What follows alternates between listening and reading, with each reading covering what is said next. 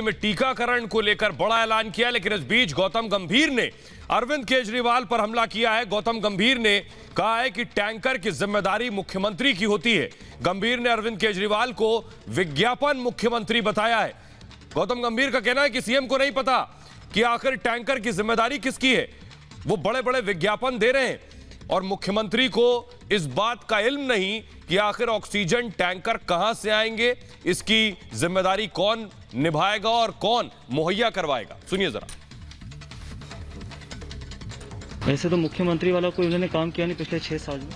विज्ञापन मंत्री हैं वो इस देश के, लेकिन कम से कम इतनी नॉलेज तो रहनी चाहिए ना कि आप आज इतने बड़े बड़े विज्ञापन दे रहे हैं। नॉर्मल आदमी जो अपने लिए ऑक्सीजन सिलेंडर नहीं ऑर्गेनाइज कर पा रहा, वो आपके लिए टैंकर ऑर्गेनाइज करेगा। पूरे देश में आपने विज्ञापन दे दिए, महाराष्ट्र से लेके गुजरात से लेके दिल्ली में फुल पेज के, और कि आप टैंकर मांग रहे हैं लोगों से। जिस व्यक्ति के पास ऑक्सीजन नहीं है वो टैंकर कहाँ से लेके देगा। आपको इतनी भी नहीं नॉलेज कि आप पिछले 1 साल में आप एक टैंकर नहीं, ऑक्सीजन तो छोड़िए, आपके पास टैंकर भी नहीं है। ये हालत कर दी है आपने दिल्ली की। कम से कम विज्ञापन मंत्री जी को ये समझ आनी चाहिए कि विज्ञापन छोड़ के मुख्यमंत्री की कुर्सी पे बैठिए। तो आप सुन रहे थे सांसद गौतम गंभीर को, जो सीधे सीधे मुख्यमंत्री अरविंद केजरीवाल पर हमला कर रहे हैं। वो सवाल पूछ रहे हैं कि अरविंद केजरीवाल विज्ञापनों पर पैसा खर्च कर रहे हैं, लेकिन अरविंद केजरीवाल को दिल्ली की जनता की परवाह नहीं, दिल्ली के अस्पतालों में ऑक्सीजन नहीं, और मुख्यमंत्री को पता नहीं कि ऑक्सीजन कितना है अस्पतालों में, ऑक्सीजन कहां से आएगा, और आखिर सांसों की अहमियत क्या है किसी भी मरीज के लिए। हमारे साथ अतुल कृष्णन लेडी हार्डिंग अस्पताल से जुड़ रहे हैं, शिवानी आरएमएल से जुड़ रही हैं, और अमनदीप सिविल अस्पताल से हमारे साथ जुड़ रहे हैं। सबसे पहले मैं शिवानी के पास आऊंगा। शिवानी, अगर आप बता सकें कि आरएमएल में फिलहाल हालात क्या है, क्योंकि इधर यहां दूसरी तरफ सियासत का दौर जारी है, वार पलटवार चल रहा है, लेकिन अस्पतालों की स्थिति क्या है?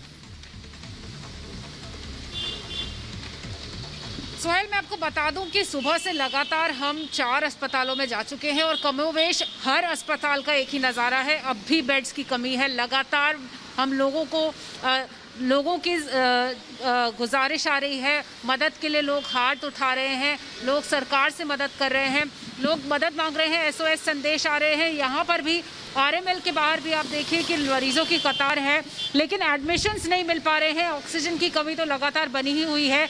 और वैक्सीन को लेकर जहां तक अरविंद केजरीवाल ने कहा है कि हर किसी को वैक्सीन लगनी चाहिए, और वो ये भी कह रहे हैं कि 18 से कम उम्र के जो लोग हैं उनके लिए भी वो चाहेंगे कि वैक्सीनेशन की सुविधा खुल जाए, ताकि ये जो बीमारी है इस सेकेंड फेज में जो कम उम्र के लोग हैं उनको ज़्यादा अपने चपेट में ले रही है। तो इस लिहाज से वैक्सीनेशन की भी बात हुई है, लेकिन बहुत कुछ यहाँ पर किया जाना बाकी था, जो कि अभी लगता है कि नहीं हो सका है।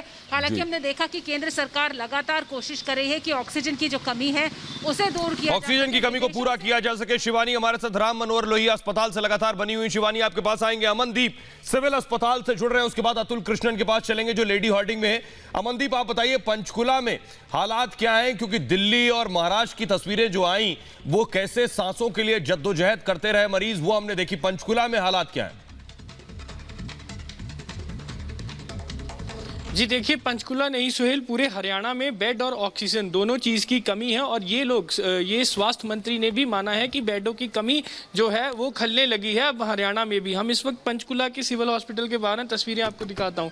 ये टेस्टिंग की लाइन है, यहाँ पे टेस्ट भी हो रहा है। ये कोविड का डेडिकेटली एक हॉस्पिटल है, यहाँ पे टेस्टिंग के लोग भी आ रहे हैं, और ऊपर के फ्लोर्स पे जो है वो कोविड वार्ड भी है, ICU वार्ड भी है, और कुछ पेशेंट्स जो है वो यहाँ से वापस जा रहे हैं, क्योंकि जो बेड्स हैं उनकी कमी जो है वो समझ में आ रही है लोगों को। ना ही प्राइवेट हॉस्पिटल में और ना ही जो गवर्नमेंट हॉस्पिटल्स हैं वहाँ पर बेड्स जो हैं वो अवेलेबल हो पा रहे हैं। ऑक्सीजन की कमी भी जो है वो भी यहाँ पे जो लगातार उसकी चीज़ को हाईलाइट किया जा रहा है, क्योंकि लोगों में एक ही चीज़ है कि आखिरकार वो हेल्पलाइन पे जब कॉल करते हैं तो उनको बोल दिया जाता है कि आप ये हॉस्पिटल में चले जाएं, लेकिन वो जब हॉस्पिटल में वहाँ पे पहुँचते हैं तो उनको कोई भी व्यवस्था ऐसी नहीं मिलती। हालांकि हालात ऐसे हो चुके हैं सोहेल कि स्वास्थ्य मंत्री ने खुद तुरंत ये चीज कह दी है कि और बेड्स की जरूरत है। DRDO भी 2 हॉस्पिटल हरियाणा में सेट कर रहा है, एक पानीपत में और एक हिसार। जी अमन, आपको रोक रहा हूं। अतुल हमारे साथ लगातार बने हुए। अतुल, लेडी हार्डिंग भी ऑक्सीजन की कमी से जद्दोजहद कर रहा था, वहां फिलहाल हालात क्या है? जी बता दूं, यहाँ पे फिलहाल मैं लेडी हार्डिंग हॉस्पिटल में हूँ। वर्तमान में इसका नाम सुचिता कृपलानी हॉस्पिटल रख दिया है। फिलहाल जो मैंने यहाँ पे मरीजों से बात की तो उन लोगों को थोड़ा सा राहत की सांस है, क्योंकि ऑक्सीजन सिलेंडर आ गए थे। यहाँ पे थोड़ा सा दिखाना चाहूँगा किस तरीके से ऑक्सीजन सिलेंडर को यहाँ पे स्टॉक करके जो है रखा गया।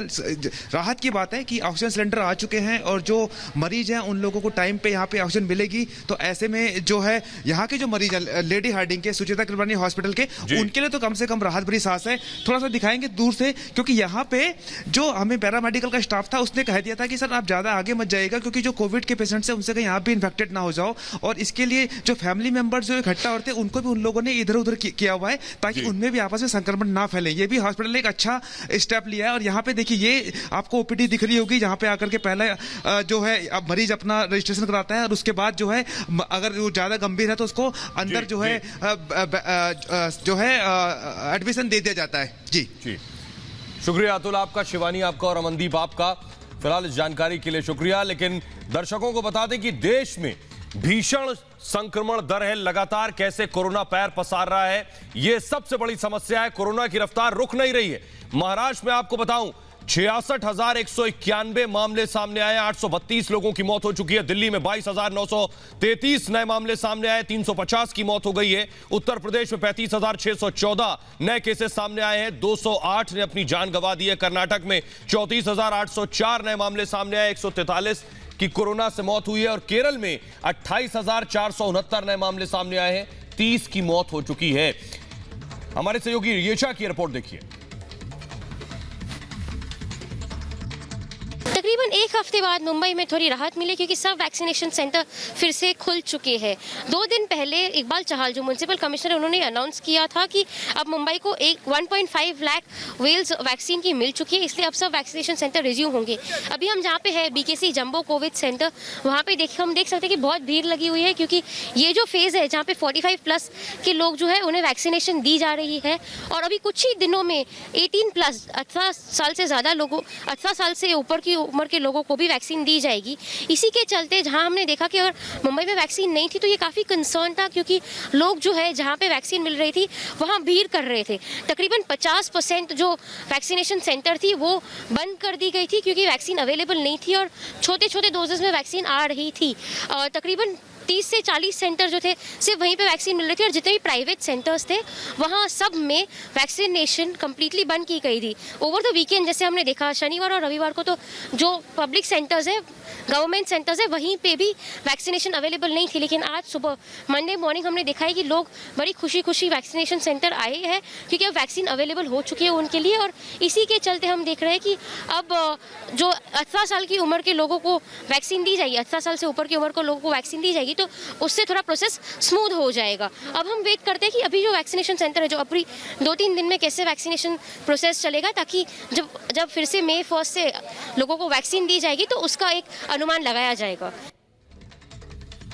तो अब महाराष्ट्र से हमारी सहयोगी येशा की रिपोर्ट देख रहे थे कि मुंबई में फिलहाल हालात क्या है। आपको बता दें, लगातार मुंबई में केसेस जरूर ज्यादा आ रहे हैं, लेकिन राहत भरी खबर यह है कि अगर आपको बताऊं कि 24 अप्रैल को 67,000 मामले सामने आए थे और 66,000 मामले 23 अप्रैल को और 67,000 22 अप्रैल को सामने आए थे। लेकिन धीरे धीरे केसेस में कमी जरूर आ रही है, ये एक राहत की खबर है। लेकिन उपाय और समाधान सिर्फ 2 हैं। पहला कि घरों में रहें, लॉकडाउन का कड़ाई से पालन करें, जरूरी हो तभी घर से बाहर निकलें। और दूसरा, 1 तारीख से जो वैक्सीनेशन ड्राइव शुरू हो रही है, यानी 18 साल और उनसे ऊपर के लोगों को वैक्सीन दी जाए, यही एक कारगर उपाय है कोरोना से लड़ने का। फिलहाल रुक रहे हैं एक बहुत ही छोटे से ब्रेक के लिए, लेकिन कहीं मत जाइएगा। ब्रेक के बाद आपको दिखाएंगे हिंदुस्तान